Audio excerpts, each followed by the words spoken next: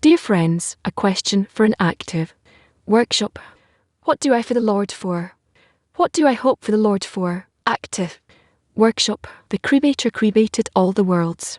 It created all the states. The Creator heals in every state, even if it hurts. Our hope is the faith that the Creator is the good that does good. Hope to the Lord is our longing, as we want to reveal the Creator in our world, in our reality, in all our thoughts and intentions. And we want it to be more powerful each time. This cry from within, that we demand constantly, and for us to have such a hope for each and every one of the friends, for we are us to constantly have hope for, and that is our common hope for one another, that every friend should have such an appeal, that he would yearn for that's what he's missing, is missing that deficiency of to bestow more than all the rest of the desires.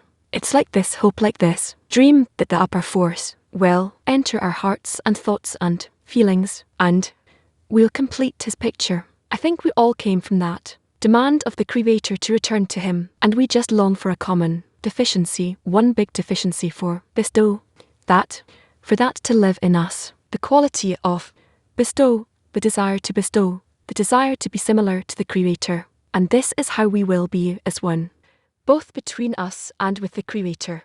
Person discovers that he's certain in the Creator when he works with the friends like that. Now, dear friends, we will take all the requests we heard from the friends and raise them to the Creator.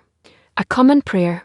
Dear friends, in the first part of the lesson, we will study a lesson from Rav, from April 28th, 2003, based on the article The Measure of Practicing Commandments. You can find it in the first volume of the Rabbish articles. We're going to read it together in the 10. We have 35 minutes for this.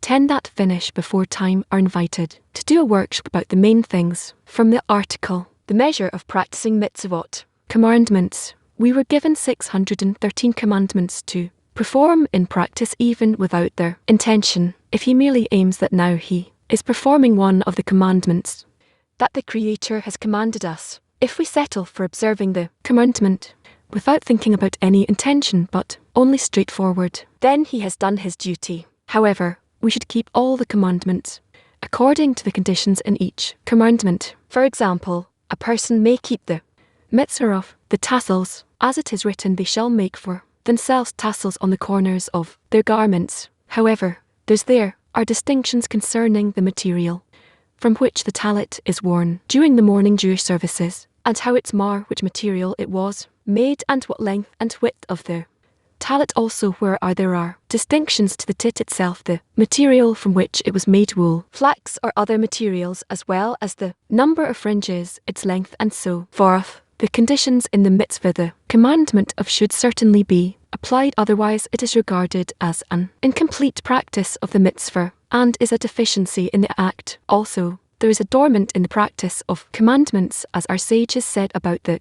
verse, this is my God, and I will praise him, and there are many other precisions to make. This matter applies to every performance of commandments, whether commandments from the Torah, from our sages, or commandments that we keep because of customs, as our sages said, Israel's customs are Torah, and our father's custom are Torah. The extent of precisions, meaning how meticulous we should be with the commandments, was given to us in the mitzvah, in the commandment not to eat living on Passover.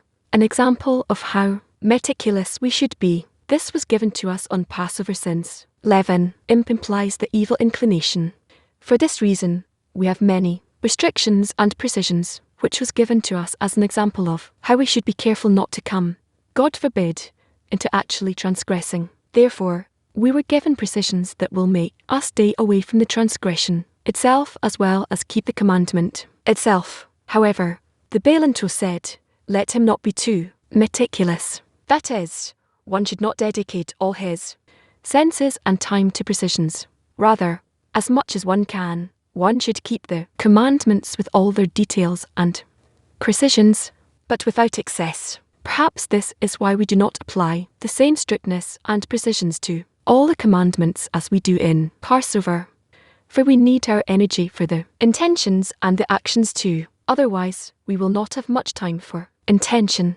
This means that we must also think about the intention as it is written. I have created the evil inclination. I have created the Torah as a spice. Thus, we must dedicate time and effort to the intention too, meaning, see to what extent the evil inclination is corrected through the Torah and commandments. That is, we must criticize our desire, called will to receive, to see if we have become more distant from using the will to receive and moving away from it, and how much we have entered the work of bestow. That is, we must constantly check ourselves so as to know for certain the measure of hatred we have acquired to hating our vessels of reception and to craving vessels of bestow. Therefore, when one engages in some commandments, he must first know that he is keeping the mitzvah in a straightforward manner, that now he is not thinking of anything but the mitzvah, the commandment he is performing, meaning to know that he is observing the commandment of the Creator and believe that the Creator has commanded us through Moses to keep his commandment by keeping the 613 commandments that he has given us, as well as through the commandments of our sages, and by keeping the customs of Israel, which are also Torah. Everything he does should be with the intention that he wants to delight the Creator. He was given a great privilege from above to be able to speak with the Creator. Therefore, when he blesses, both blesses on pleasures and bless on commandments, he should know and think a little bit to whom he is giving the blessing, to whom he is giving thanks. One should depict that if he were allowed in to see the most important man in town whom not everyone is permitted to approach, how would he feel when he entered and spoke to him? Or if he were permitted to come to the most important person in the country, what joy would he have? And also, if he imagines that he were allowed to speak with the most important person in the world, who speaks only to a chosen few, how happy and elated he would be that he was given this great importance, which others are not so fortunate to have. We see that in our world this gives us satisfaction and contentment in life. Accordingly, the question is, why can't we depict this calculation and depiction of importance we have for a person, if he is respected in corporality, that we can speak to someone so important, while regarding spirituality when we speak to the Creator? We do not have this feeling of sensing with whom we speak, so as to tell ourselves, look how many people in the world do not have the privilege of speaking to the King of the world, but to us the Creator has given a thought and desire to come in and speak with him. However, a person must believe in what our sages said, if the Creator did not help him, he would not overcome it. Thus, we should say that now the Creator has approached us and helped us. So why are we not inspired by the Creator, and our heart are not rejoicing?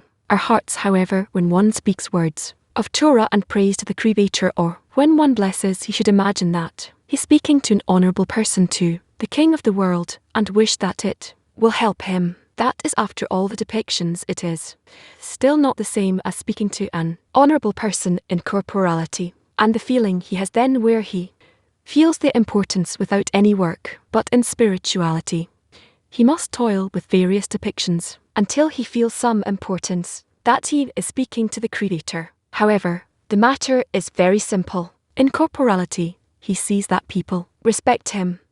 Hence the individual is influenced by the importance that the public has, and take upon himself, and he takes upon himself to serve him, because of the importance he has absorbed from the public in regard to that person. But with respect to the Creator, a person cannot see the true measure of people's appreciation of the Creator.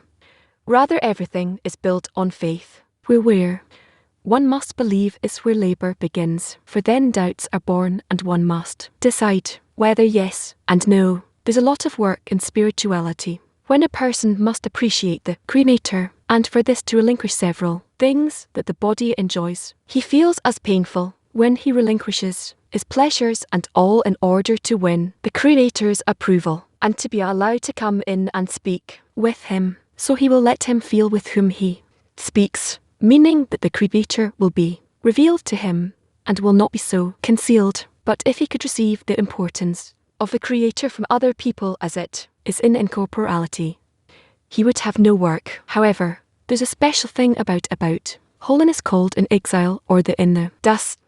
which shows us the unimportance, which is the opposite of importance. Naturally, we cannot receive importance from the public because we see that the public has no appreciation or regard for spirituality from which he can receive support to rely on and go with what he was given importance.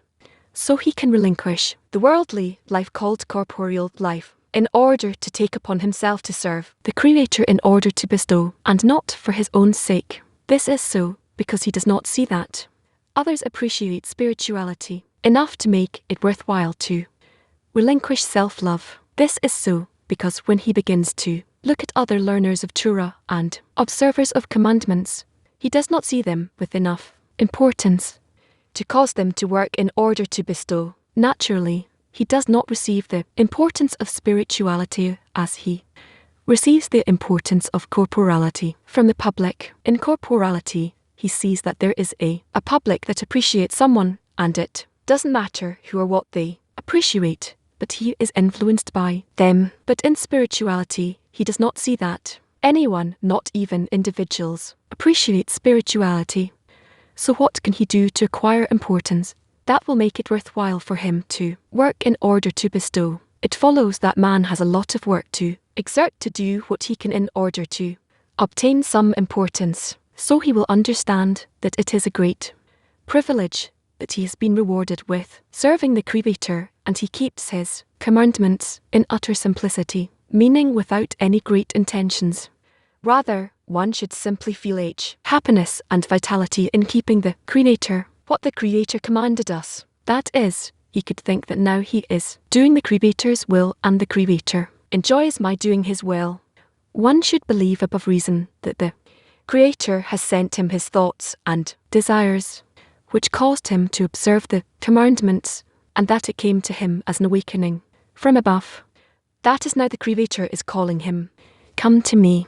I want to give you a service in my palace. When one thinks this, the heart is elated and fills with joy, and then he feels high-spirited. It therefore follows that it does not matter what he does. It is all the same. As it is written, be careful with a slight commandment as with a serious one, for you do not know the reward for the commandments. It can be said that it does not matter which commandment of the Creator a person keeps, because his only thought is to bring contentment to the Creator.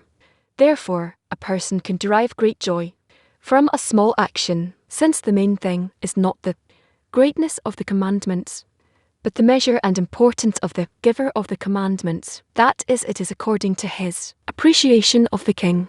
When a person reflects, he sees that he must satisfy the desire to have fulfillment. However, there are those who work to satisfy their own desires, meaning what the heart demands. This is called lust. Adversely, there are those who need to satisfy the will of others, what they require of him, meaning to dress and live in an apartment as they require, etc. This falls under the category of honor, and there's also fulfilling the Creator's wish, what he demands, which is the keeping of Torah's commandments. However, one should ask oneself, is serving the Creator really so important to me that I feel such great importance? So, why after all the calculations I forget everything, enter the corporeal world, stop everything related to, and take upon myself to fulfill others' desires and not the Creator's? Although I said that the Creator's will is so important, meaning more important than me satisfying my own desire. When I worry about satisfying my own desires, it falls under the category of lust. When I try to satisfy others' desires, it falls under the category of honor. I want to satisfy those two out of self-love. But when I want to do the King's will, that state is very important, because at that time I exit self-love called beast, and I enter the category of man. As our sages said, you are called man, and the nations of the world are not.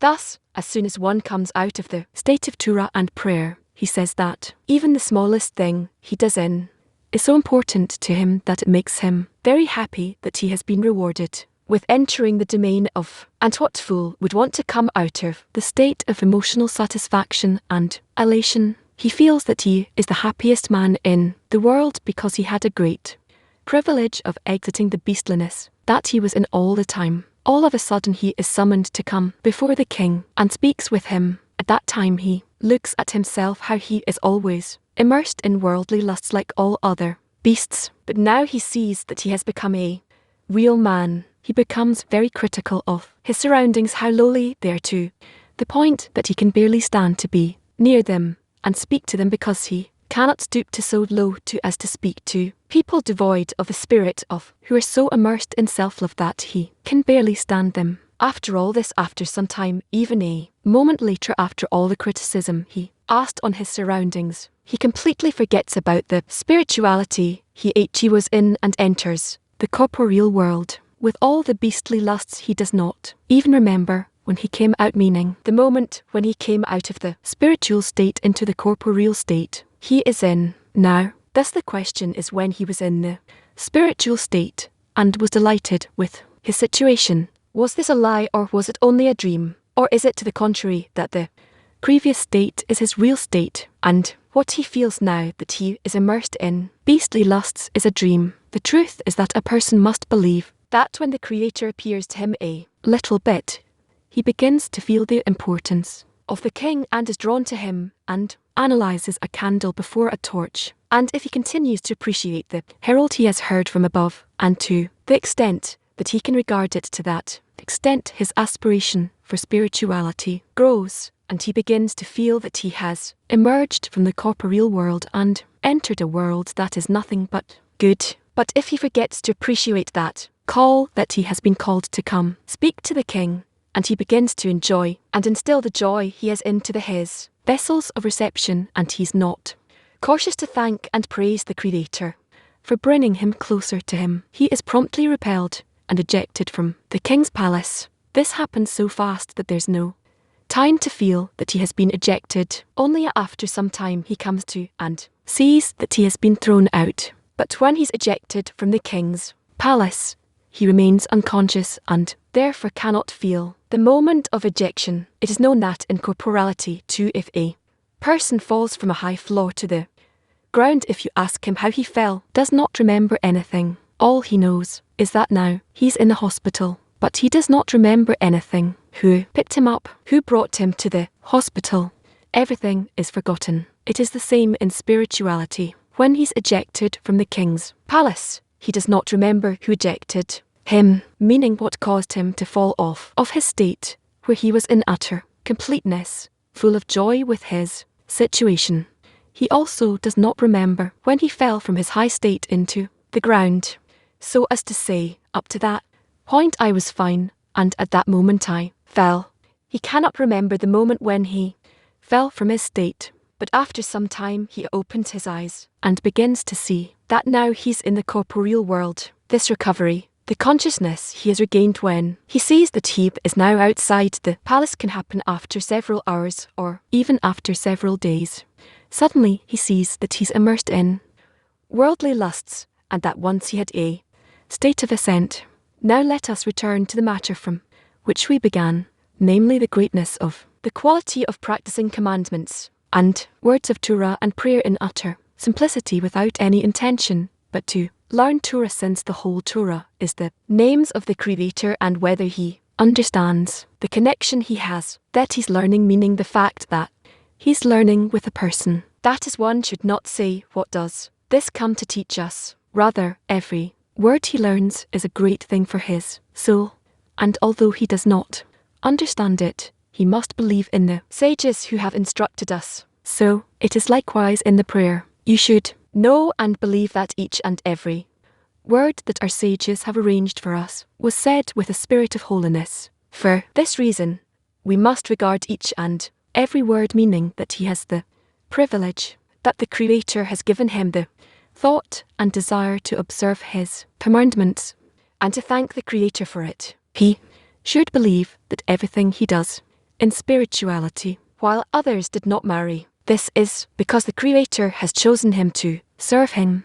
Person should reflect on how the king is calling him.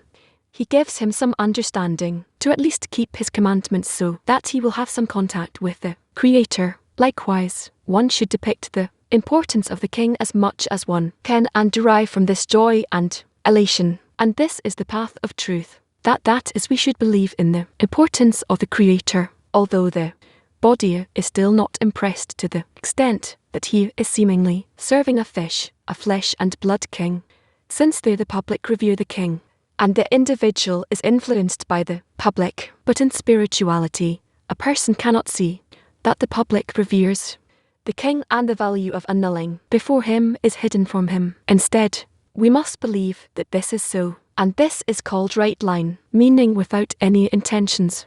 Rather, even if he engages with the littlest understanding, he should regard it as though he's doing a great service. And it is, as our sages said, be careful with a slight commandment as with a serious one, for you do not know the reward for the commandments. It does not matter to us what service we do for the king, with which service we bring contentment to the king.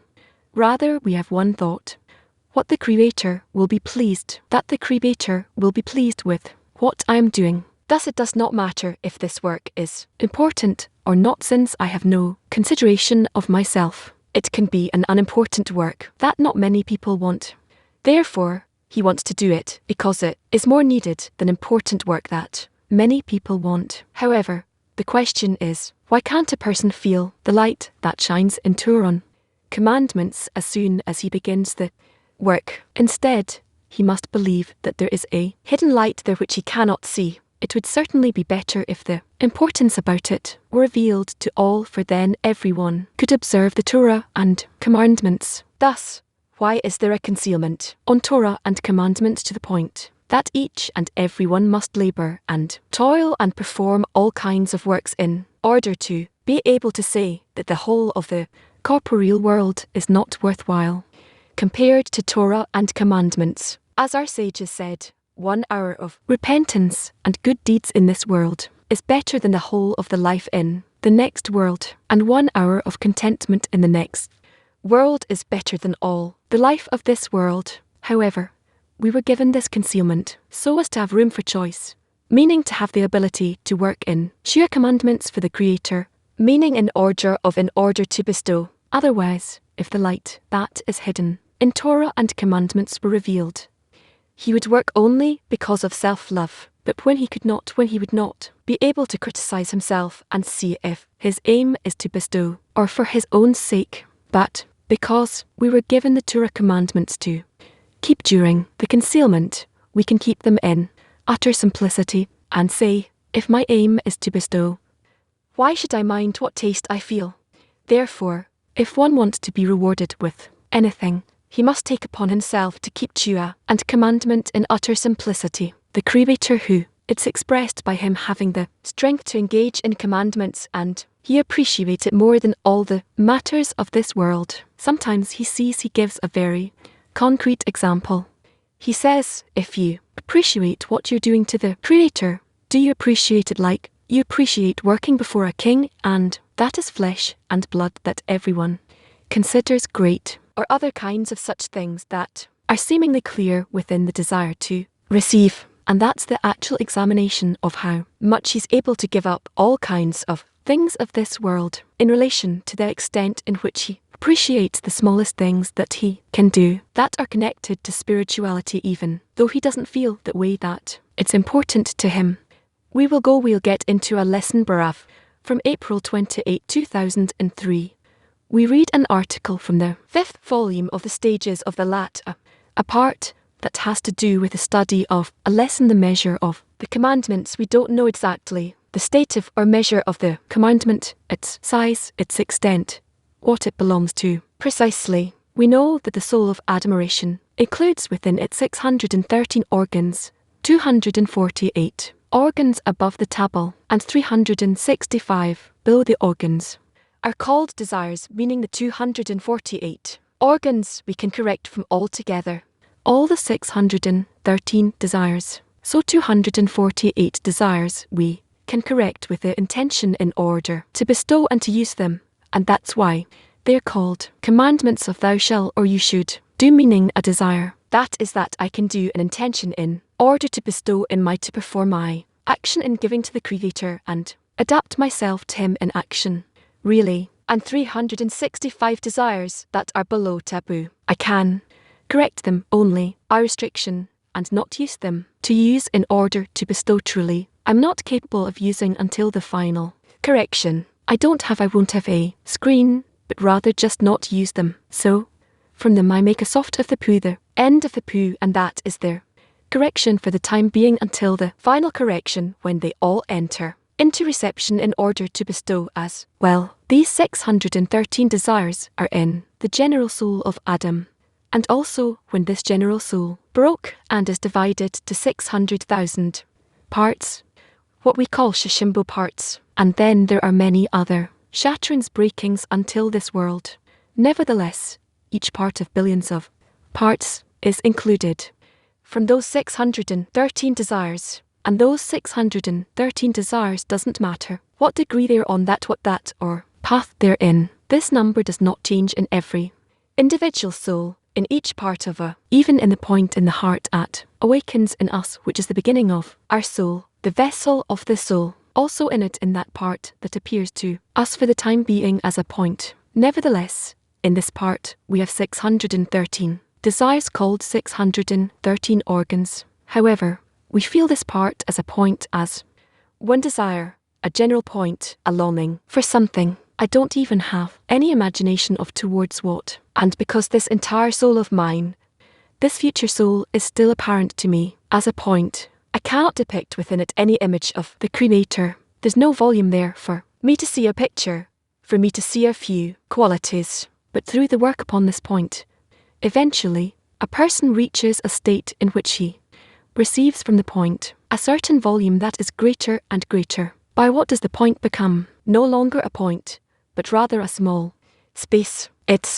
Since through the disturbances a person receives from all kinds of cases that are sent to him, and he overcomes those disturbances to be adhered to that point and to adhere it to the Creator. It's by this that this point expands, and her expansion is specifically by all kinds of disturbances, despite the fact that a person doesn't know now or later which desires he's correcting from the whole of the 613 desires, because altogether what he sees is his point, his general longing. But as they say in that state, do all that you can do with your hands, and if he does it, then he does something inside. He corrects some desire after a desire that's behind the desire, meaning despite the fact that there's concealment, he wants to overcome the concealment. He wants to be adhered to the unique and individual force that operates upon him, and then the point expands to the extent in which it begins to feel in it all kinds of forces,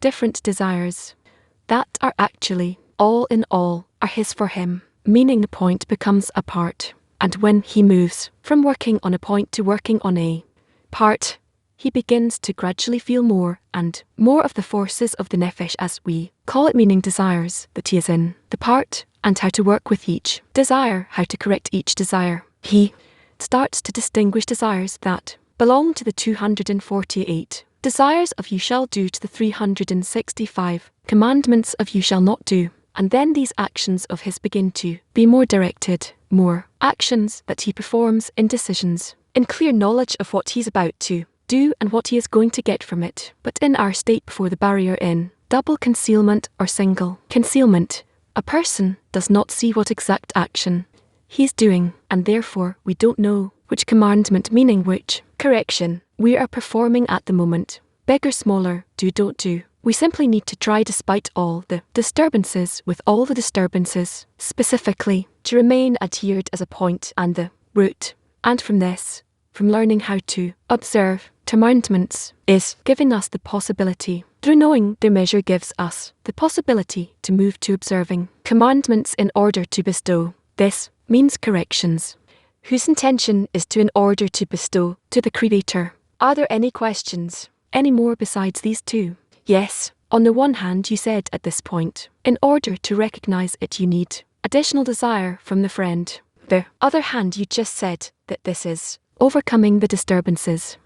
What's the connection? Good question. We talked about expanding the points that I have in me. I can only by connecting to a friend. I bestow to a friend the greatness of the goal. He bestows upon me the greatness of his goal, and that's how I might get impressed by the whole group and by my impression from the whole group or from the one individual friend. Doesn't matter. Group is at least 2. Right, the many, or is the smallest number of many is 2. It turns out that I receive from the group just an impression, and my point is what expands through the impression I received from outside.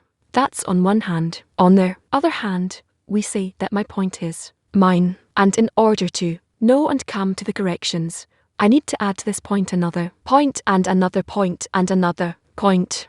Since the point itself cannot expand, it expands not by it being itself expanding, but rather by adding to herself more points in the hearts from the friends. So what precisely happens here? It's the same thing. The point and truth expands from within. On the outside I get impressed.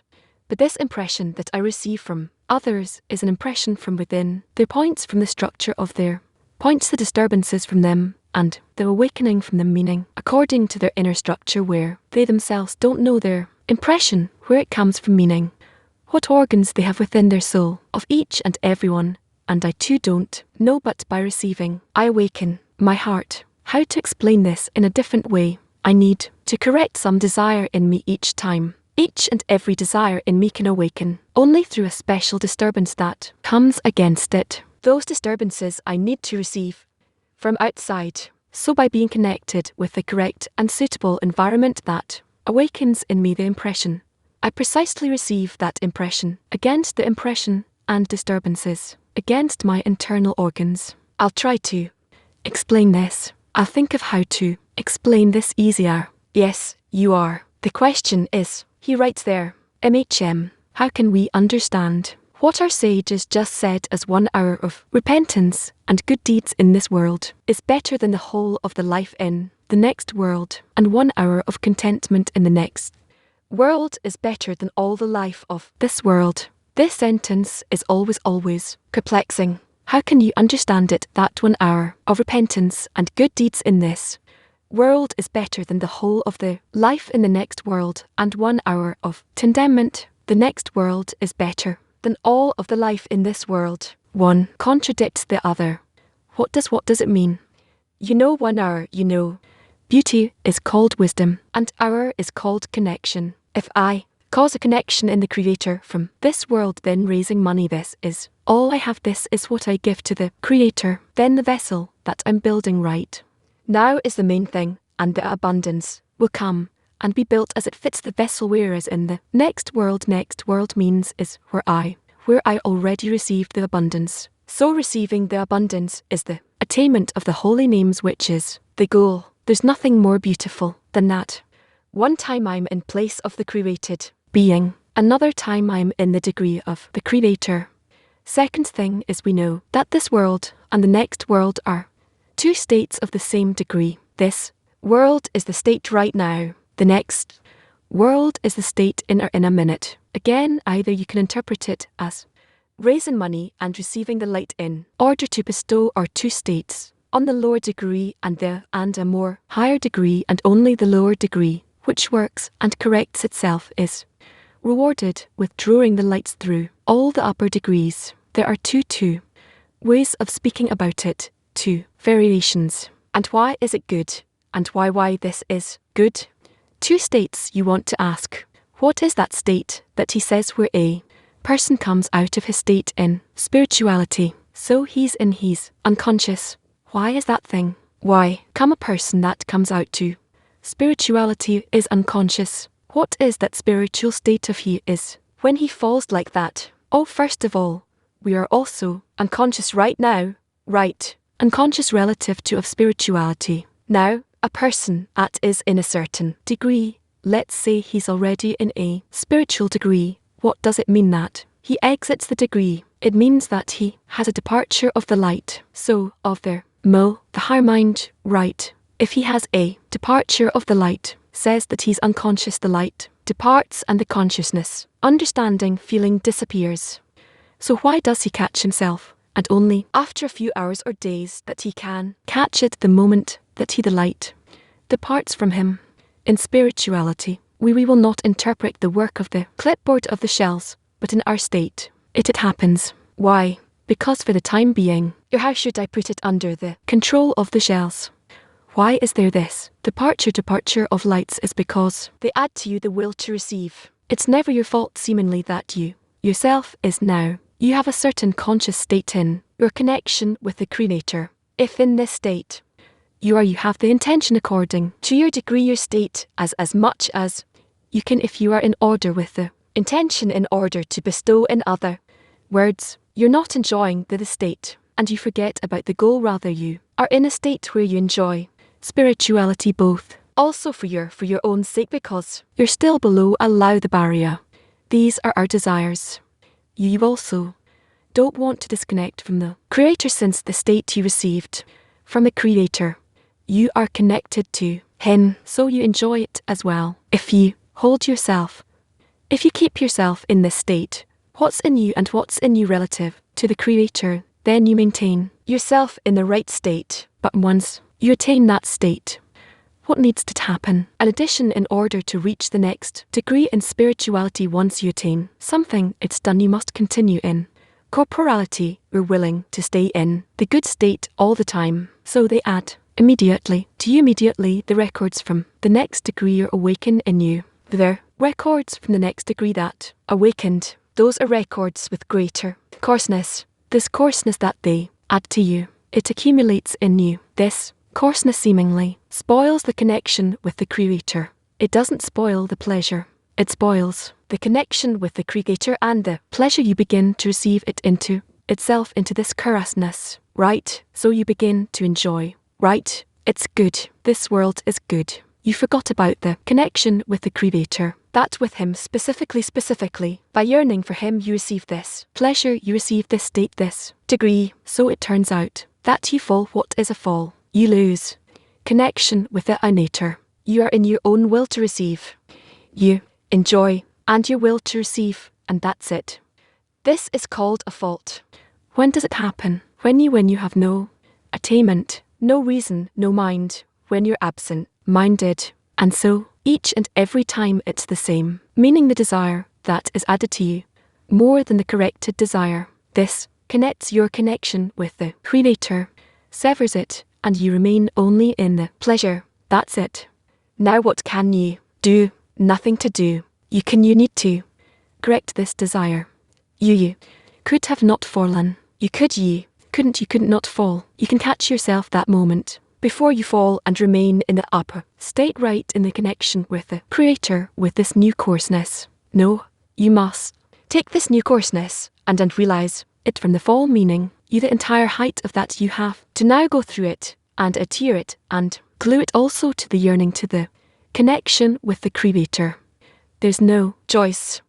Therefore, it says that a person cannot attain a commandment unless he already previously fails in it. So, first failures, first darkness, mistakes, transgressions, malicious action, and then correction during the preparation.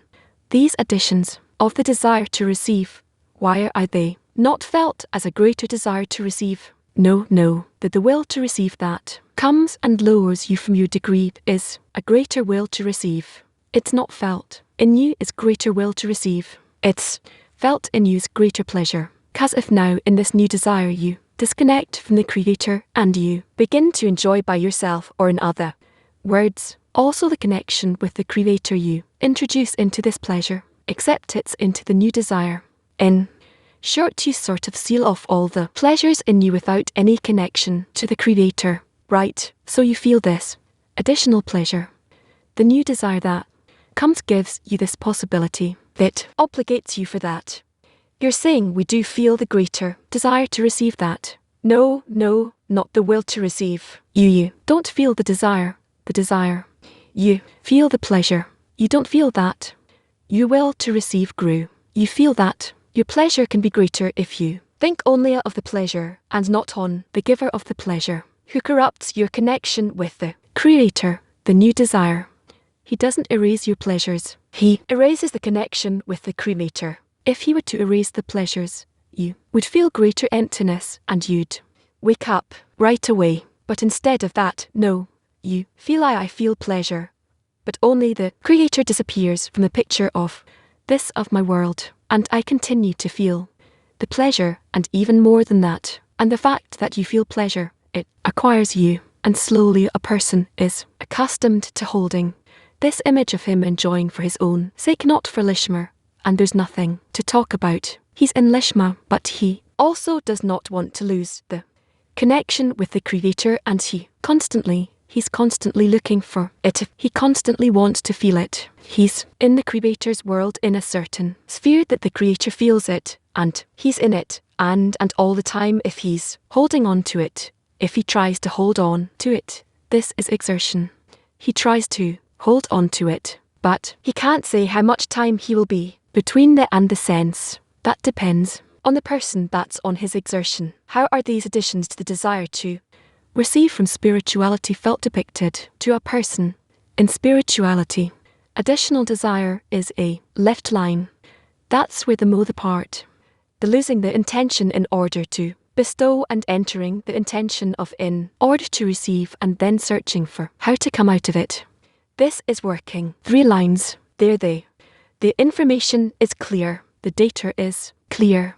You can be as a little one, as an embryo, as a little one, as an adult. But nevertheless, this is 3 lines. Even in the embryo, it's 3.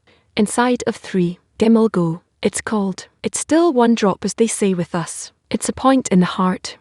But there, it's not a point, but a drop of semen, meaning he's starting to have this connection with the Creator as a drop inside the Creator, inside the womb of the upper one. If a person does not praise the Creator, is he thrown out of the king's palace? What is to give praise? If a person does not praise the Creator, then it says that they reject and repel him from the king's palace, right? Well, if it's a flesh and blood king, then it's clear. You don't praise me, and I certainly tell my servant to throw you out of my house, my palace, right? That's it. Clear. What does that mean here? Praising the Creator, meaning in order to bestow. Without equivalence of form in bestow on your part, there's nothing to do in my palace. Meaning, if you don't bestow, you don't belong to equivalence of form. By that, you eject yourself from this degree, from this connection. Who's ejecting you? My servants, who are my servants that I send to you. Disturbances, obstructions, foreign thoughts. I sent to you some foreign thoughts, so you would grow stronger in the connection with me. But you surrender before them. They caused this disconnection from me. This means that you are ejected from me, right? You disconnected from me. In spirituality, there's no room and outside of the room or place.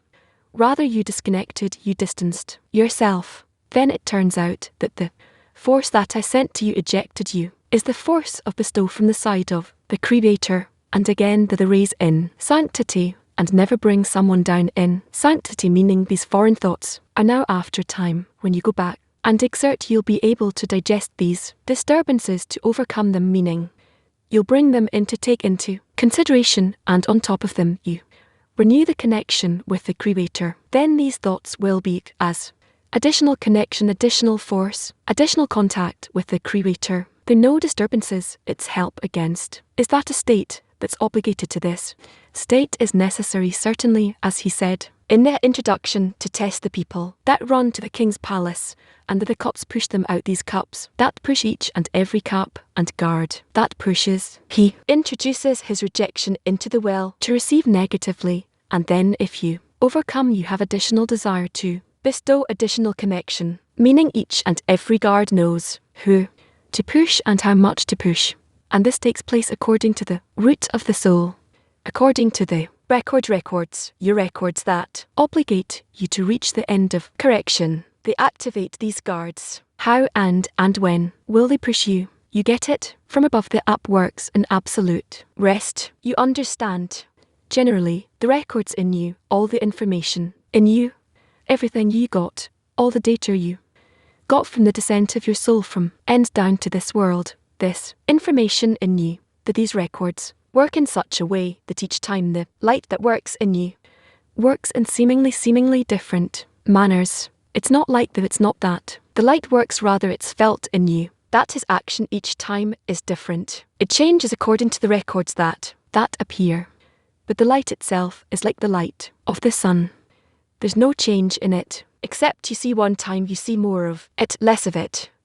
There's clouds in the middle sometimes through a yellow glass or green glass or something, meaning the changes are in the vessels. And that's true also for the disturbances. The disturbances are those forces that we have there as well. You know in the end, although it appears to us that these disturbances are external things, and also the awakening that it seems like I'm getting from society. As he asked, what's the difference in me? Either I expand my point in the heart, or I add my point in the heart to the friend's point in the heart. It's the same. What do I add? I actually add my exertion. What is this process in which a new desire a person holds on to the connection with the Creator? Is their ability to add this desire to expand this connection. The connection with the Creator is happening through the desire. What is connection? Connection means something that I feel him. How can I feel him? After the first restriction, I can feel him all, only with the intention to bestow to the extent that have a level of compatibility with him. Then I feel him, right? That's called connection. As he says, there's the godly part from above, the stone that is cut from the mountain by the axe that's prepared for it. What does it mean? That there's a corrected will to receive partially, and inside this will to receive the one that's partially corrected in order to bestow. There's a part of the light from the total sum of the light in this part. This portion is called connection with the Creator. So why do I feel that? I have such connection by having the intention in order to bestow, like the intention in order to bestow, that the Creator has a level of compatibility. If I have it. If there's no compatibility, no equivalence, I don't feel connection. That means that I'm unconscious. So the addition of a new desire, what does it mean that I distinguish something in this connection? That if now I have new desires in order to receive, and I fall from the previous connection I had with the Creator.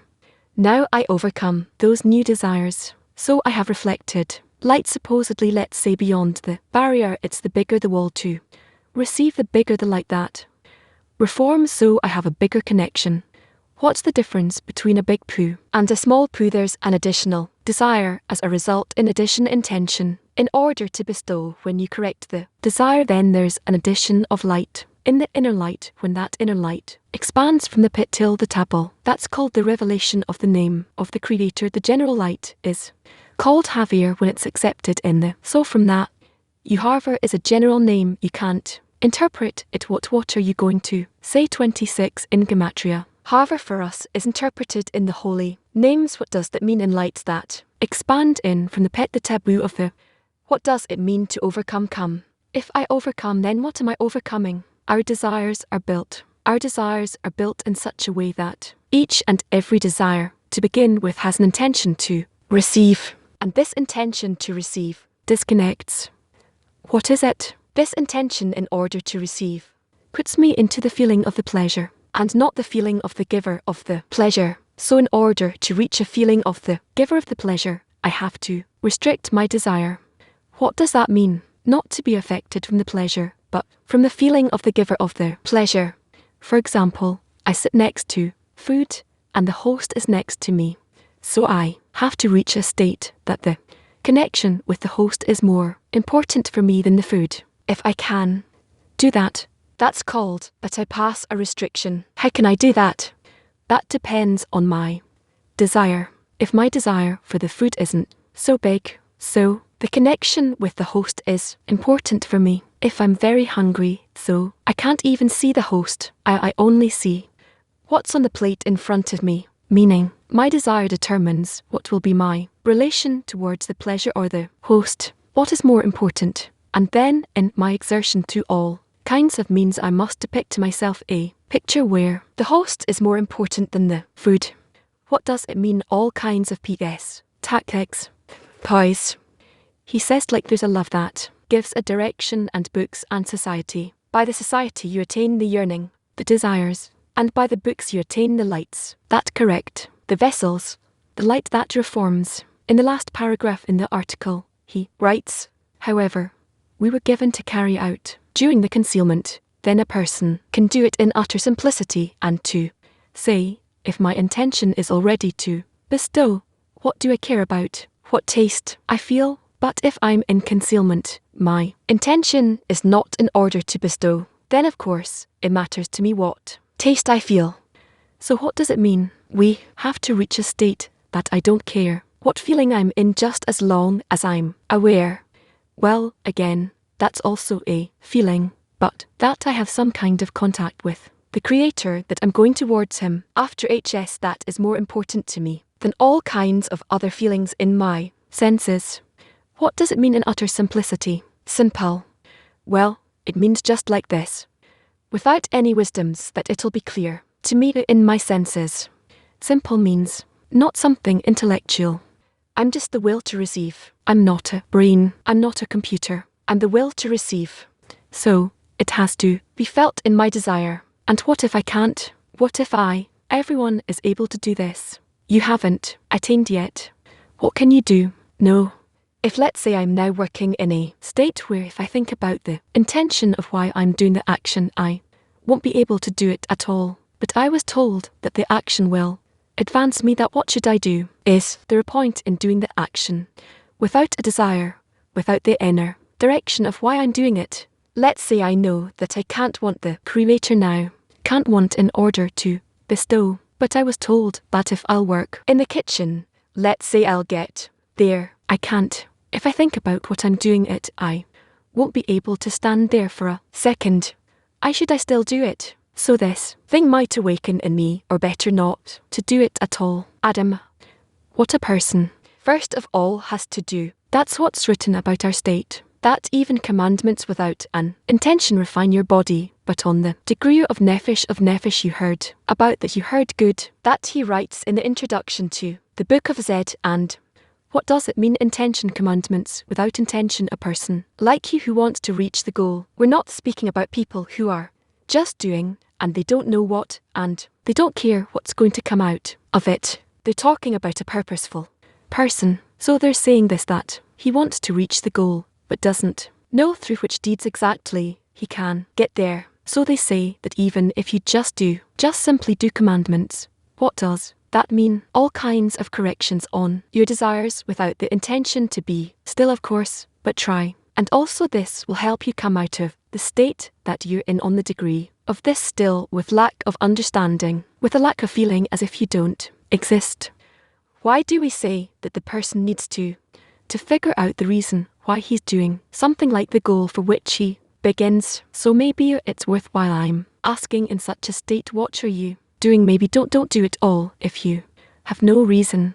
You are doing things in a state where you don't know why. You're like a child, a baby, let's say 2, 3, 4, that you look at the father and you do the exact same things like he does. He just doesn't know why he's doing it. The father does it and he does it. That's called an instinct, like a monkey, and it's the true way to learn. That small one, without knowing why, just according to the deeds, wants to resemble the adult. From your deeds I will know you from doing these things. I start understanding the mind. Why is the upper one doing this? Then he starts getting the mind of the upper one. That's how we work. Because why? Because also in this world it's like that. You never know in advance what the next degree in the mind is and how it works. But you see, its external form, that it just does it like that upon me.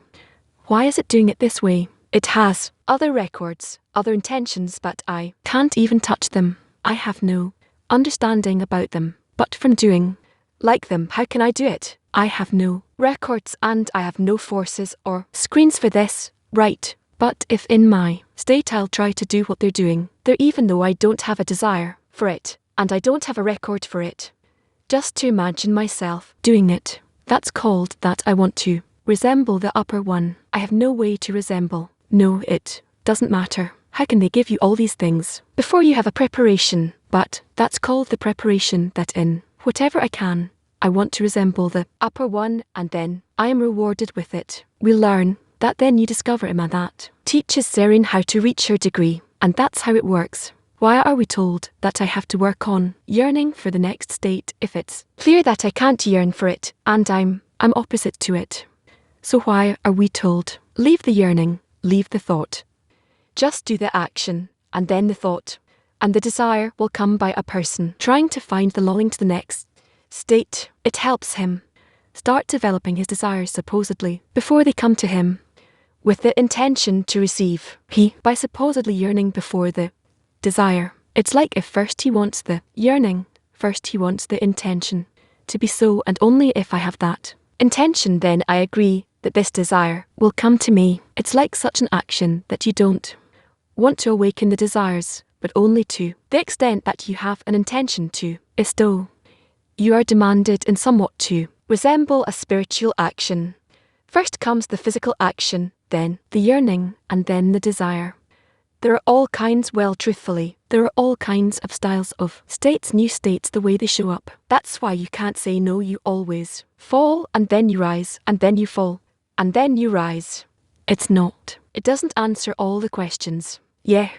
He said that above the table there is the mitzvot of you shall do which reflect the desires that we need to correct now, meaning, and then there's below the taboo the desires that are missing, that there's no access to them. They reflect the you shall not do so in the future. These mitzvot will become the of you shall do. I said that all the desires eventually have to be corrected. The correction of the desires is throughout all the degrees. Desires that I can't correct, to actually make them, to use them practically. So those are the commandments thou shalt not do, that in. Until the end of correction I cannot put a screen on them to receive in order to bestow. So what I do with them, I restrict them.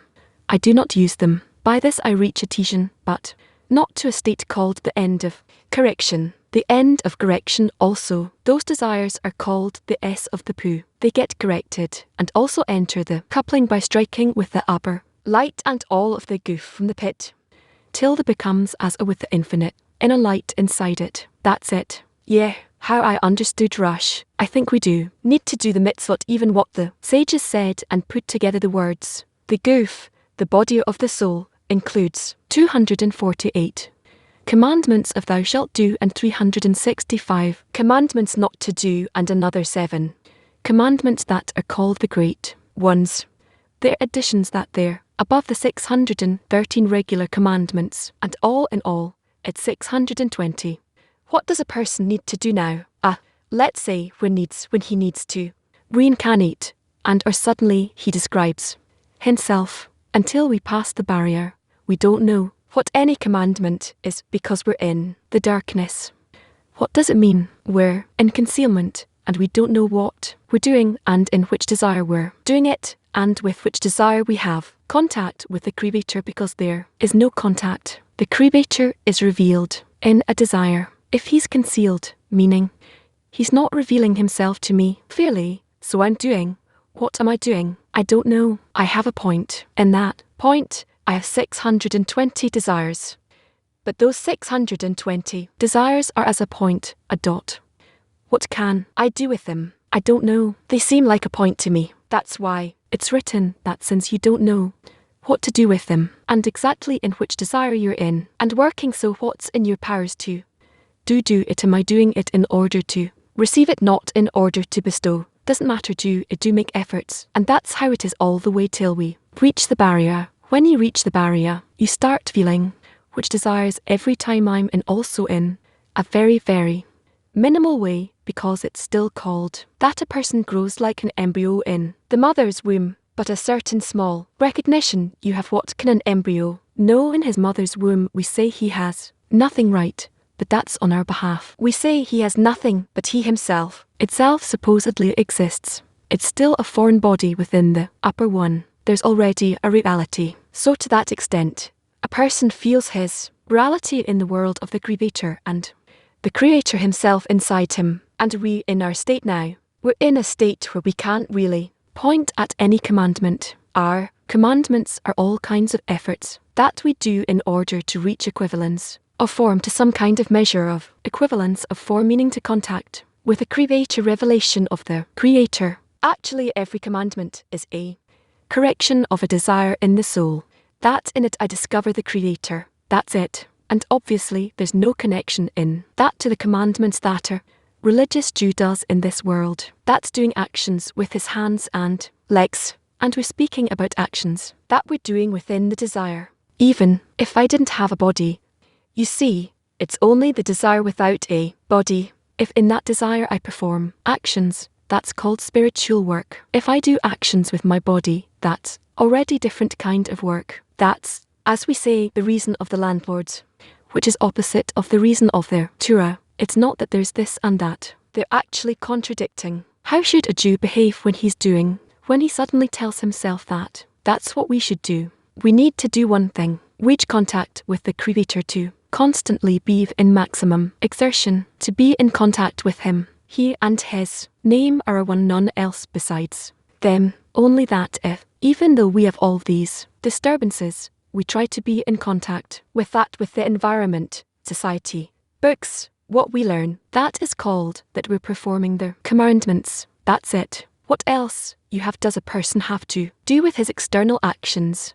Torah doesn't discuss that because we are speaking about an inner development of a person, the revelation of the Creator to His created beings in our world, meaning from our state, how to reach revelation of the Creator, and that we're not talking about a Jew born to a Jewish mother, but a Jew that has a point in the heart, that for this he's called a Jew. It can be some Italian and some German and some Russian. It doesn't matter who, it's whoever the point in the heart awakens in. So, we're completely speaking about towards a completely different topic, towards the point in the heart and not the biological body. Now let's share impressions from the lesson and what do we take from it to implementation in the 10.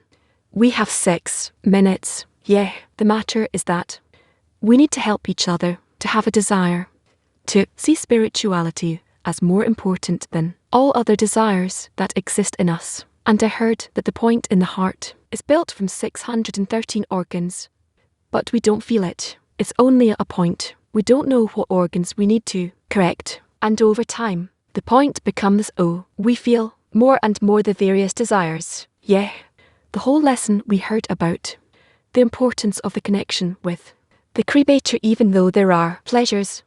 Whether you enjoy the food and enjoy reality, or do I enjoy the connection with the host, and the connection with the host is important like his greatness and the love towards him, how to reach it. So I've mentioned that you need those 3 love books in a group, and also we use it, but we have to make sure it's for the right direction. Yes, many times it's a bit grey. There's the white and there's the black, which is clear. Many times we're between the states and there it's not clear if you're in an ascent or descent, if you are adhere to the Creator. What is the Creator? What is this feeling? How do I go in and out and very easily from one state to another? Things are not clear. What is clear is that we're looking to each other and the 10, and everyone has this longing. What else is clear? That we have our sources, where the Kabbalists instilled the light, that reforms that's changing us and influencing us. What else is clear? That there's a Kabbalist who conveys to us, passes on to us all the light and the knowledge from all the lineage of Kabbalists. These things are obvious to us in our 5 senses, and we can't get confused, and there we can make an effort. We have the importance of the deeds. We have to do the deeds. Like the coasts explain that we have the follow faith in our sages, the fact that we're performing the deeds, that the Creator commandments, or that the costs are directing us towards that, already builds the desires in us, the right deficiencies. We have to show that example towards one another, and to also awaken the intentions. What are we doing these deeds for? Yes, on the one hand, it's also very confusing because the reason of landlords is opposite to the reason of, and the actions are not the main thing in our path. Actually, the desires and the correction of desires, and from another perspective, it's actually a person has to start from the action, especially when he has no desire, no longing, no mind to do actions of bestow, and therefore has to start with the actions, and hope that will bring him the yearning, the desire, and the mind of the upper degree. The Creator says, I sent you foreign thoughts in order to have a stronger connection with me. What is the connection? To feel the Creator. But it's possible only in the desire to be still. For, as a preparation for Passover, we're going to study a lesson with love from the study of the tens. Part 16:15, from the study of Hello. We're reading from the study of the tens, part 15. We will be here in course of the lesson. So again, The study of the tense part 15, item 3, the words of the page, or page 1688. Read item 1. We'll start with item 1, part 15, the construction of nuclear spin. Item 1, the words of the alley. Just up top first, second and third. Items know that during the Ibu of Son, in upper Iman then was in the vac only, and the in the of 1 point included. From 10, which is the of her only, and then by the moin, thane, grew until it was completed into 10, sephiro as known. 2. However, the growth of Mal is only by means of himself, because upper Ima when she raised it, she gave him another strength to raise Malat, and then emerged the growth of Malhut. It came outside by, and then Mal too grew, until the purpose of her growth which is, until she too will be completed into 10, complete in her. 3. Thus it is essential that as long as Malu did not grow, for those upper 9 sephiro which are lacking from to be included in his 9 sephiot as known, his 9 and her 10, and it is called 10th because she is his 10, and it is completed in 10 sephi with her, and she too has 10s in her light. Item 3. It is essential that as long as Malu did not grow yet, for those 9 sephiot which are missing, in var to be included in Zernpin in his 9, as written in the adjacent, during its Ibu also receives from as a deposit, and it is regarded that she is included the in of which is the of his bone which is the of the over which the degrees of the himself are measured wherein his, because that is the rule that there is no absence in the spiritual, and therefore all the of him of himself remained in the even during his gadlut adulthood. Therefore, when he measures the mo for the low one, he measures it for him over the mahim of himself from all the degrees that he's been through, from a essence of his smallness to the completeness of his growth. And this is what he says, that it is essential that as long as did not grow for the upper 9, they have the of 1 seph of Nukro which is the sephira of Mal in her deposit. From upper Iman during his Ibu, it is included in the nukever of the goof, often meaning in the Maliot in his 9, which are the bone in him, where the Ibu he measures forth the separated on the of his own nephesh, and the he measures for her over the of his own, which are in I've been. Yes. Go on. What? We said that every has 10, and here it seems as if does not have. There are 9 Mal completes it to 10. Yes. So the question is, it's a sign. It's not that there isn't. Again, we need to understand that we're talking about an acting desire. We're talking about he has no row and so on. How can it be that there is? There's a spiritual structure that has no and so on. We're talking about activation. It is in, of course, is 10 completes, but they're such that they don't need a rush because they're whatever will be. On the contrary, you mustn't have a rush for if it is alone, no matter what I'm in. So I need a rush in order to decide something. No, nothing. That's one thing. Other, I need a full, complete, strong goof body. No, I don't need the vessels of perception, only of the stole, meaning I have no rush, no head, and in the goof I only have half. Can that be? No, but we're talking only about what is activated in action, in what is really working, and that's only a small part of the body of the goof. So he's saying he has no lacks, he has no clear, that's outside of him completes him. To 10, she becomes arver in his body, completes in every sphere of, and at the end she stands in the 10th sphere, because she is nothing. You can't receive anything from him. You can't bestow anything from him to him. That's how it is. Now go and find how to activate it, because through it you can reach everything.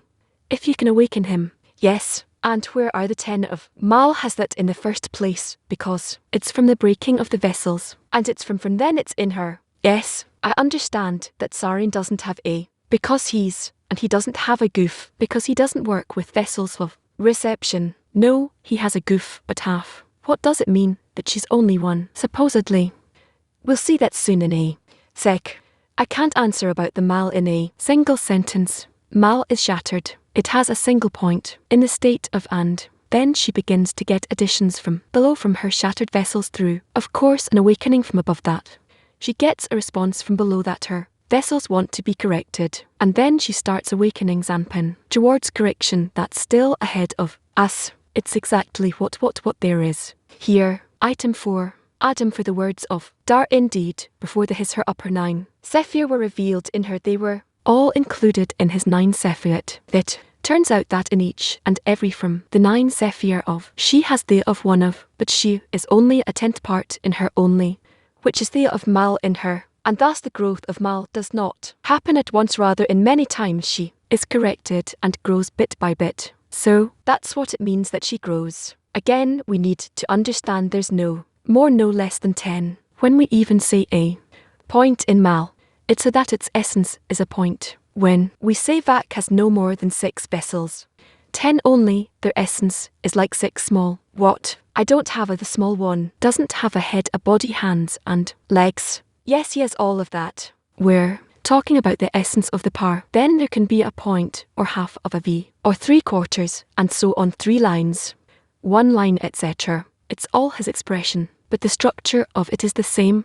Structure must be, do not change the. Now, what is he saying here? That prior to its revelation of its in her, well, you need to know here that he says, sometimes he says the inal and sometimes he says the malat in malat. So it depends how he calls it. Of the vessels of the light, if only has a point, it's the point of Keter of the Kim and malat of the lights. Item 5. Now we shall explain in length the general there what they mean, although there are many details. The purpose of her diminution is no less than 1 point included from 10, meaning now he's talking about the 2 of them together, and will student will clarify them in their length how they connect together. Try and penetrate into this. Try and like this. It's talking about us. Yes, even though there are many details, the purpose of her diminution is no less than 1 point included from 10, which is the last point of her. Interesting. The purpose of the diminution that he has in comparison to the purpose of growth like here is. That's what M has to be in these 2 points to pay attention. We need to find ourselves, discover ourselves as a point. That there's nothing smaller than that. There's nothing lowly, loathsome, but still you need light in order to identify the situation. And from this point you can reach the complete 10th spirit in adhesion to the Creator. Look what he writes here, that it's the purpose of its diminishment. It has no more than 1 point included of Yud, of 10, which is the final point of Malat. In her and her, the purpose of growth in her is that she'll have all of the 10s of hers, and she'll be with pin face 2. Face equal completely, and the 2 Milo will use a single Keter, which is what the moon slandered as known, meaning she must grow from 1 point to the 10th spur to go through the entire path to be like him in the same height. The same height. Not only to be on the same height, but not to be dependent on him, but to use his upper 1. Just like his upper 1 in Beaner when there were 2 kings in a single Keter. Where is this below? The purpose of her diminution is no less than 1 point included from 10, which is her last point of Malot, is talking about the connection between us. If we attain this connection, if we begin to grow it, to increase it, to nourish it, then that is what we need to go through. The connection between us is that very same of, and we need to go through it all the stages that we're learning about now. Yes, we're not talking about her the beginning of her emanation of Mal, because in the beginning she was the shattering of as known, which is the 7th me of the 7 who died. It is known that they were all broken, and face, and back. Therefore, all that was left in her insati. Nothing remained in her insatel, not even 1 point. Rather, what we're talking about is the of the permanent mo insat, because even after the correction of, they were not corrected in their essence. Rather only in the of panem of the 7, meaning, as they emerged during the firma, when they had only 6, until the, and their ending point, which is the of, he is regarded there as the 7th me, which is the, and from the perspective of delights in them, the 7 are regarded as, the ending point under the is regarded as the 7th me, which is the, and they are regarded as the panem of, because there was no flaw in them on their own accord. Because the light of the of corrected them in that wholeness of, like they merged during the catnut, and a matter of their shattering, was not because of themselves. Rather, since during the gadlut of Nicodem, those 7 expanded and connected with the Kalaim of Bar, who already emerged below the paradise, were unfit to receive the upper light because of the second restriction which rejected them outside of, and because of that they are called as written in part 7, and therefore they broke and died, and they also caused shout ones from the shattering.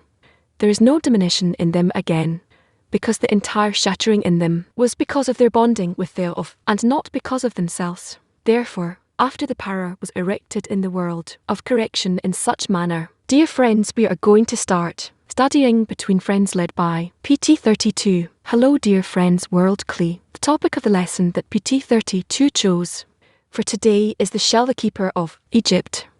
So let's go deeper and aim ourselves to see that this is not an external story, but our inner state.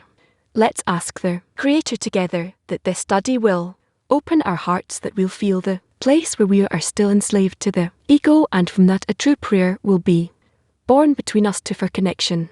So let's enter the lesson together as one man and one heart. Please, the vessels of reception. The topic is the keeper, the shell of Egypt. It's not somewhere outside, it's a form of our will to receive the egoistic desire that works against bestow, and it's concealing the upper light from us. On the other hand, says there's nothing that appears in its true form, but only through one thing and its opposite, as the light excels from darkness, was Ra moves us away from the Creator. On the other hand, in another place writes the benefit from the rejections is that through them a person receives a complete need and a desire for the Creator to help him. There is no connection between the holds us under the control of the will to receive. And Rabash writes, the Kadasher sustains the shells so they will not be cancelled. There can be no shattering. And more than that, writes in the introduction that the hardipper envelops and covers the fruit to keep it from any filth and harm until the fruit is eaten. Without it,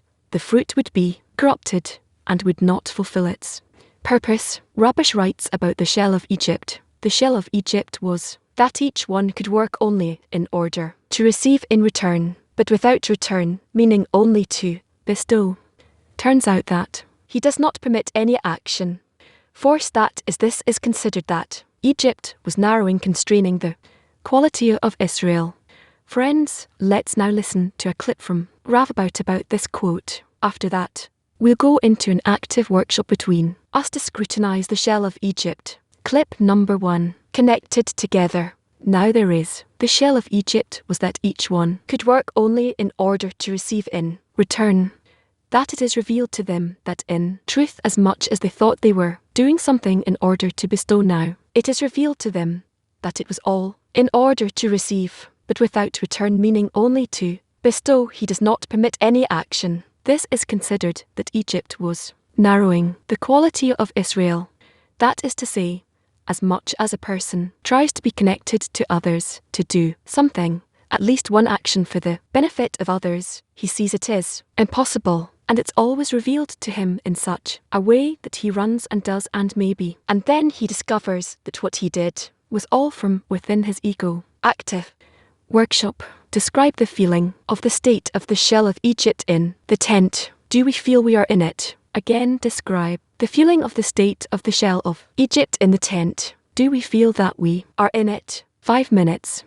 Friends, it looks like I can't be. I'm out of the frame, but okay, now I am. There, the title is covered. We lost sound. What is the keeper? Kipai is bad. Kipai is good. The kipai is there, or I reveal it. It's not just there.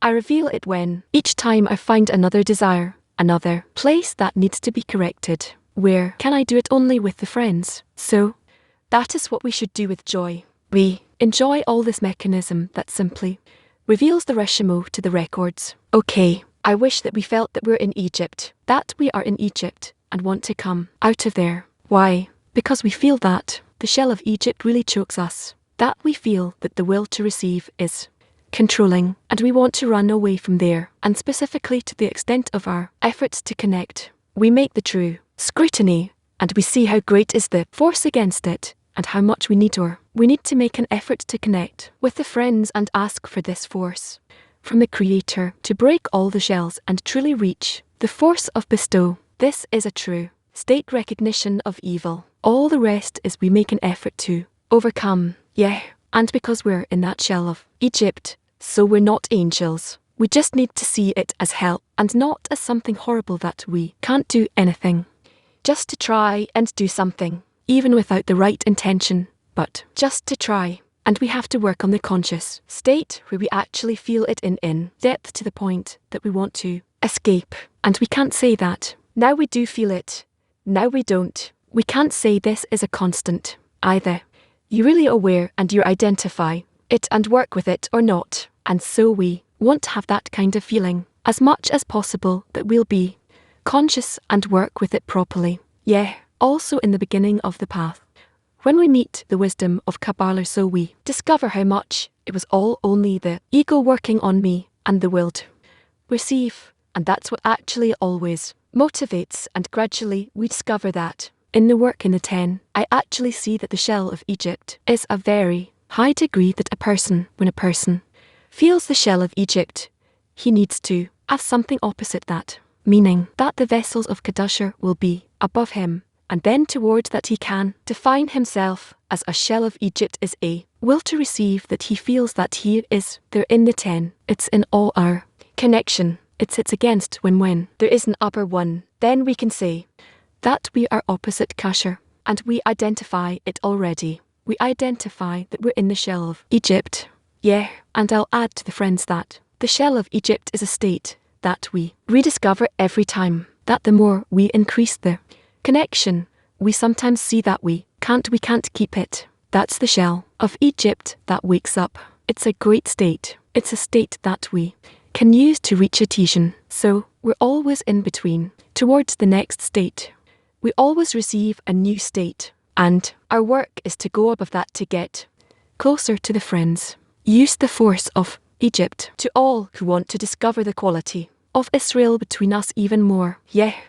We build the connection between us. Okay, friends, after the workshop we did, we want to continue and go deeper into discernments about this keeper that works on us. How do we transcend it? And for this, let's watch another clip from Rob that will help us make these discernments, please. A person cannot come out of the shell of Egypt because this shell holds him in pleasures. Each time he wants to rise a bit above his will to receive, he feels a lack of pleasure in life. Even suffering he's unable. How will he? Life without that. Without this there's no sensation of life. This is God, enslaved in Egypt and unable to come out of there. As it is written, no one can leave Egypt. Why? Because when you are in Egypt, you feel yourself working, and the work might be more difficult or less, but you receive pleasures. You have a profit. You have life. You have vitality. You have fulfillment. The moment you disconnect from this work, from in order to receive, then those same vessels of reception, you don't receive a filling in them, and you still don't have vessels of bestow. You don't know what that is, and you're also not getting a fulfillment. So you're walking in the darkness. So how is it possible to advance towards this?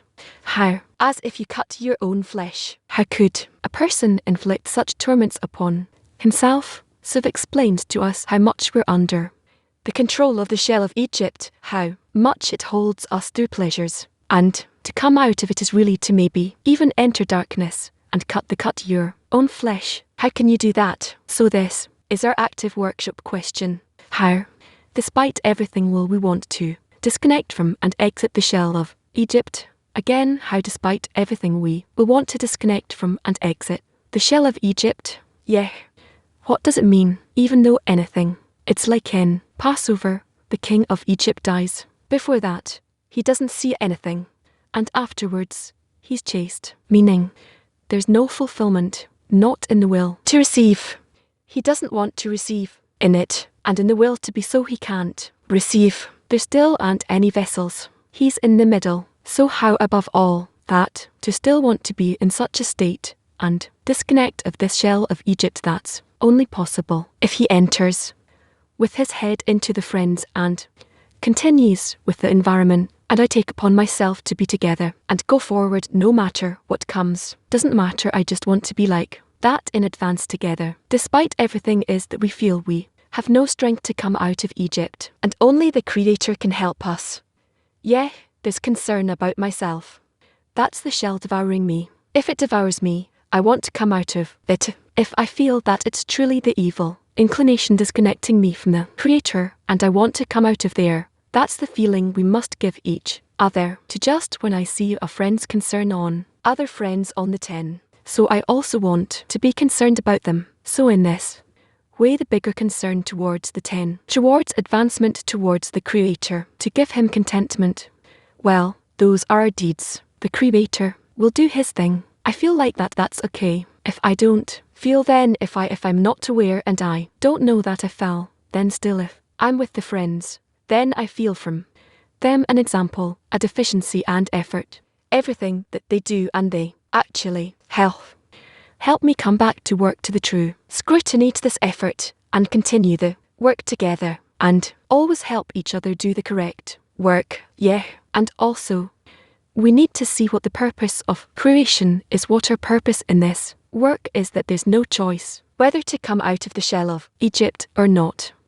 We have to do this. It's something that is necessary in order to attain the purpose of creation, and we are dependent between each other and on the friends and love and the coists, and we have this base that if we can adhere to the friends and see that there is nothing else to do, only that, and there's no choice, so we can make the effort and the plea to do it. Yes, most importantly, despite everything, to continue the path, and it's written how we will want specifically this kind of desire to that the Creator puts in us, and we have to use all of the conditions that He gave us so that will happen, and invest as much as possible in the group, because that's an action I do of my own that draws the light, and through that I can receive a desire.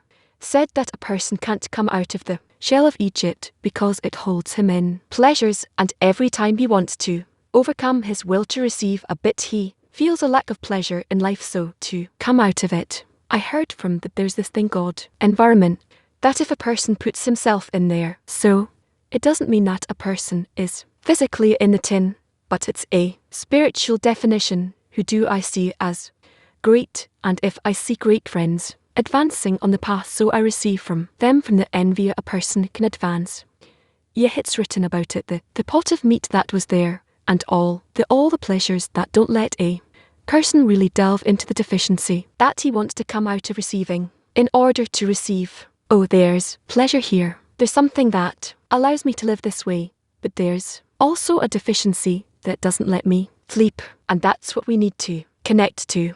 And the society sharpens and strengthens this deficiency of what is the point in life, that there's nothing in there besides that pot of meat, and that's why we have to have the environment focus our deficiency every day. The shell of Egypt is a general shell where the sparks of holiness fell, which the people of Israel who were in Egypt had to correct. Thus, first there must be pain and affliction for not being able to exit their governance, as is written. And the children of Israel sighed from the work, and they cried out, and their cry came up unto God from the work, and God heard their groaning, meaning the shell of Egypt has a very important role. It must bring a person to a state where he can no longer bear the state he's in, and he cries out that he must exit from it. That's it.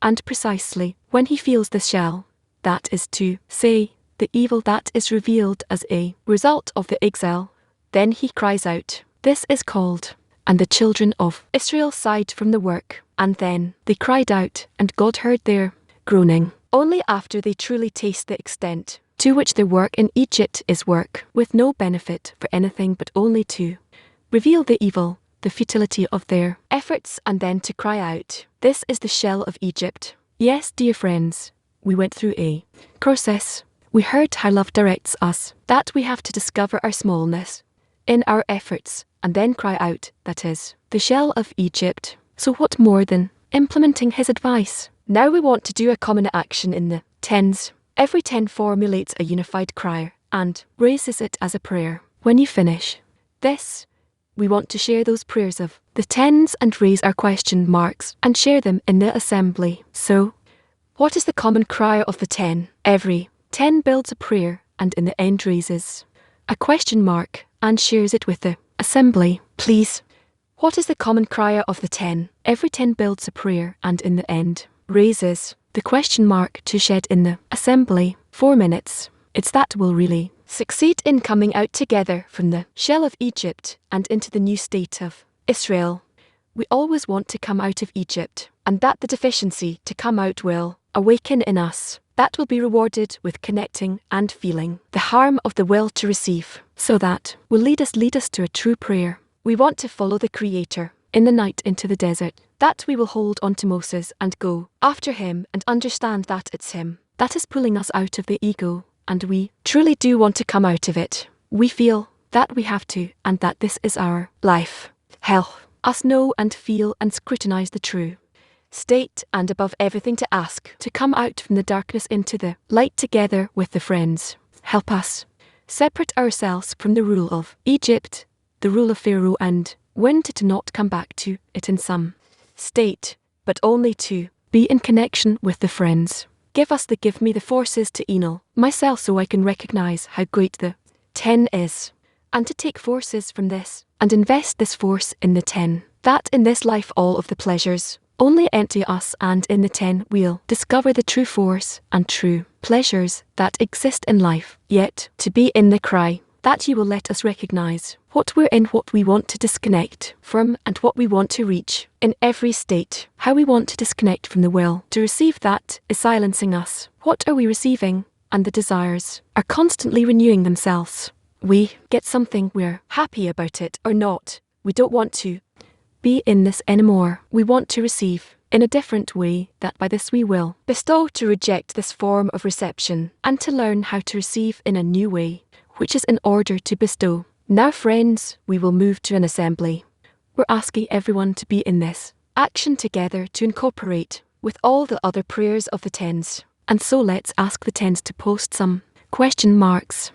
We'll start from Belarus. A Creator, help us exit Egypt and feel that the life that we need is within the friends. Creator, help us see the truth to adhere to Moses, and that every moment will have the right direction with the friends in the tent. Beloved Creator, release us from the state where we're in.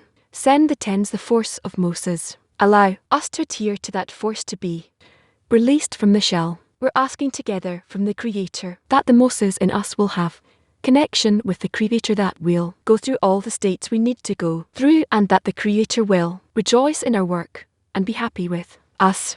Beloved Creator, give us the connection with the friends so that we can come to a Christ, so we advance together, so no one stays behind, so that we can bestow contentment to the Creator and advance hand in hand. We don't want to remain in the ego for one moment. We're asking the Creator, show us the deficiency, and that will have the forces to be for you in every moment. You see the loneliness in our heart, so help us overcome in the force of connection, everyone together. We want to continue during the day with the prayer and the scrutiny and connection, so we'll end the lesson with an assignment for the rest of the day. In order to succeed, we need everyone's support. First action that we're asking to do is to send the prayer that you've just composed by clicking the link that you'll see on the screen right now. It's also found in the study material for the third part of the lesson. Upload your prayers to that link from the study material, and the assignment for the rest of the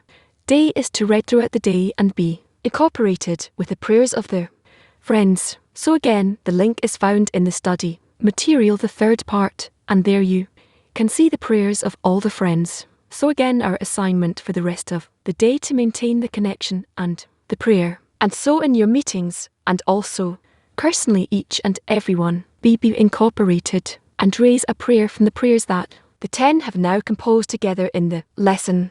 Thank you. PT 32 will end with a song. Brothers, intention like no father. This force will take us higher. Our love will cover our Christ. When each heart is awakened, every spark is collected. This love will cover all cries. When we reach desperation, then we'll feel His connection. This love will cover all crimes. Brothers, there's none but you, my brothers, surrendering His pleasure. Our love will cover our crimes. Brothers, I'll never leave you. Brothers, forever just to serve you. Our love will cover our crimes. Now is the moment. Can you feel how I am burning? This love will cover all cries. In eternity swimming. Can you feel how I'm yearning? This love will cover all cries. The moment we felt alive. This love will cover our cries. There's none but him all around. Oh, down, ah. Dear friends, in the first part of the lesson, we will study a lesson from Rav, from April 28th, 2003, based on the article The Measure of Practicing Commandments. You can find in the first volume of the Rabash articles. We're going to read it together in the 10. We have 35 minutes for this. 10 that finish before time are invited to do a workshop about the main things from the article. The measure of practicing mitzvot, commandments. We were given 613 commandments to perform in practice even without their intention. If he merely aims that now he is performing one of the commandments that the Creator has commanded us. If we settle for observing the commandments without thinking about any intention but only straightforward, then he has done his duty. However, we should keep all the commandments according to the conditions in each commandment. For example, a person may keep the mitzvah of the tassels. As it is written, they shall make for themselves tassels on the corners of their garments. However, there are distinctions concerning the material from which the talit is worn during the morning Jewish services, and how its mar which material it was made and what length and width of the talit also where there are distinctions itself the material from which it was made, wool, flax or other materials, as well as the number of fringes, its length and so forth. The conditions in the mitzvah, the commandment of it should certainly be applied, otherwise it is regarded as an incomplete practice of the mitzvah and is a deficiency in the act. Also, there is adornment in the practice of commandments, as our sages said about the verse, "This is my God, and I will praise him," and there are many other precisions to make. This matter applies to every performance of commandments, whether commandments from the Torah, from our sages, or commandments that we keep because of customs, as our sages said. Israel's customs are Torah, and our father's custom are Torah. The extent of precisions, meaning how meticulous we should be with the commandments, was given to us in the mitzvah and the commandment not to eat living on Passover. An example of how meticulous we should be. This was given to us on Passover since leaven implies the evil inclination. For this reason, we have many restrictions and precisions, which was given to us as an example of how we should be careful not to come, God forbid, into actually transgressing. Therefore, we were given precisions that will make us stay away from the transgression itself as well as keep the commandment itself. However, the Balanto said, "Let him not be too meticulous." That is, one should not dedicate all his senses and time to precisions. Rather, as much as one can, one should keep the commandments with all their details and precisions, but without excess. Perhaps this is why we do not apply the same strictness and precisions to all the commandments as we do in Passover, for we need our energy for the intentions in the actions too. Otherwise, we will not have much time for intention. This means that we must also think about the intention, as it is written, "I have created the evil inclination. I have created the Torah as a spice." Thus, we must dedicate time and effort to the intention too, meaning, see to what extent the evil inclination is corrected through the Torah and commandments. That is, we must criticize our desire, called will to receive, to see if we have become more distant from using the will to receive and moving away from it, and how much we have entered the work of bestow. That is, we must constantly check ourselves so as to know for certain the measure of hatred we have acquired to hating our vessels of reception and to craving vessels of bestow. Therefore, when one engages in some commandments, he must first know that he is keeping the mitzvah in a straightforward manner, that now he is not thinking of anything but the mitzvah, the commandment he is performing, meaning to know that he is observing the commandment of the Creator, and believe that the Creator has commanded us through Moses to keep his commandment by keeping the 613 commandments that he has given us, as well as through the commandments of our sages, and by keeping the customs of Israel, which are also Torah. Everything he does should be with the intention that he wants to delight the Creator. He was given a great privilege from above to be able to speak with the Creator. Therefore, when he blesses, both blesses on pleasures and bless on commandments, he should know and think a little bit to whom he is giving the blessing, to whom he is giving thanks. One should depict that if he were allowed in to see the most important man in town whom not everyone is permitted to approach, how would he feel when he entered and spoke to him? Or if he were permitted to come to the most important person in the country, what joy would he have? And also, if he imagines that he were allowed to speak with the most important person in the world, who speaks only to a chosen few, how happy and elated he would be that he was given this great importance, which others are not so fortunate to have.